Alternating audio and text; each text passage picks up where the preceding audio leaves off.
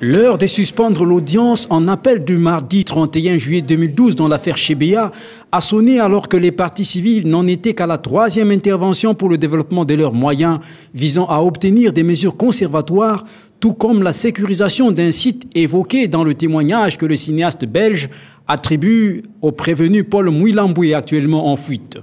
Quand on parle de mesures conservatoires, ce sont des mesures d'une façon prise par les juges. Et nous pensons que nous devrions arriver à ces mesures parce qu'il n'y a aucune raison que cela ne soit pas ainsi. Parce que, comme le constate lui-même le ministère public, comme l'opinion que nous prenons en témoin réalise qu'il y a beaucoup d'éléments qui militeraient que des mesures conservatoires soient prises, notamment la déclaration de M. Mouilamboué.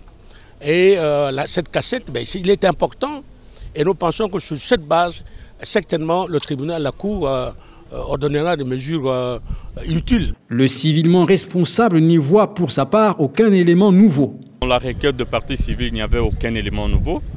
Et le parti civil se sont basés sur des rumeurs, sur leurs propres propos, qu'ils estiment que ce sont des propos de Thierry Michel.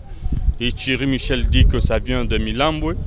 Et il n'y a aucune preuve qui atteste que les propos contenus dans leur requête viennent de Paul Mouilamboué.